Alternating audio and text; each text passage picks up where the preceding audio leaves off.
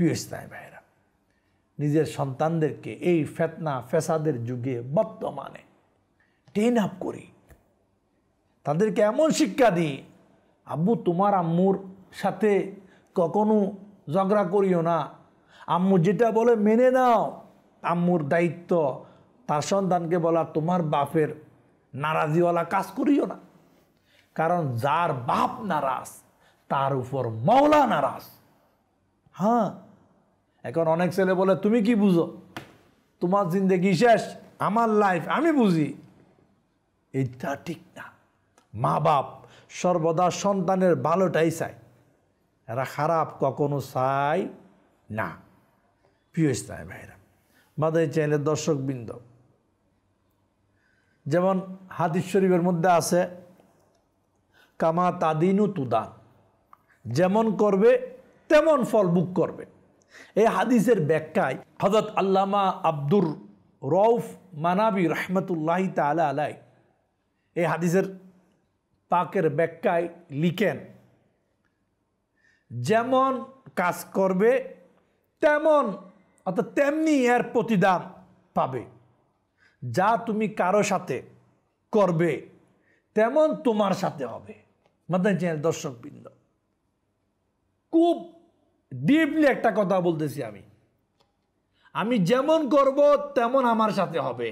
এই জন্য আমি বারবার বলতেছি, আমাদের ঘরে যাদের ঘরে বৃদ্ধ মা বাবা আছে, আমরা তাদের সাথে ভালো বিহেভ করি, তার সেবা করি, তার খিদমত করি, তার মন জয় করি। এটা দেখবে কি আমার সন্তান, আমার আগামী প্রজন্ম।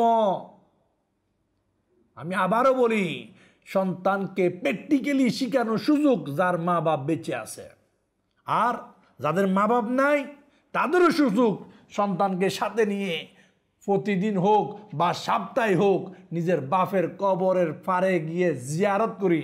আসো বাবা, তোমার দাদার কবর জিয়ারত করব, তোমার দাদির কবর জিয়ারত করব। এটাও প্র্যাকটিক্যাল একটা লাইফ শিক্ষা দেওয়ার সুযোগ। সন্তান যখন দেখবে হ্যাঁ আমি আমার বাপের সাথে তো প্রতিদিন বা সপ্তাহে জুমা একদিন কোথায় যেতাম, নিজের দাদি বা দাদার কবর জিয়ারত করতে যেতাম, যখন আমি মারা যাব তখন আমার এই সন্তান, আমার এই ছেলেরা আমার কবর জিয়ারতে প্র্যাকটিক্যাল হবে, ইস্টু হবে। আর যদি বলি না শুধু টাকা টাকা টাকা, এই টাকা টাকা জিয়ারতকারীও কেউ থাকবে না। এই টাকা টাকার পিছনে না দৌড়ি, সন্তানকে মাওলা জিকিরের শিক্ষা দিই, সন্তানকে মাওলার ভালোবাসার শিক্ষা দিই, সন্তানকে প্র্যাকটিক্যালি এখন থেকে তরবিয়ত করি, বাবা এটা করো। তাও আবার কি কোল নরম ভালোবাসা বাক্য দিয়ে, জোর জবরদস্তি না, ভালোবাসা দিয়ে চেষ্টা করি মাওলা যেটা করে সেটার উপর রাজি থাকি। আল্লাহ তাআলা আমাদের সবাইকে বুঝার তৌফিক দান করুক।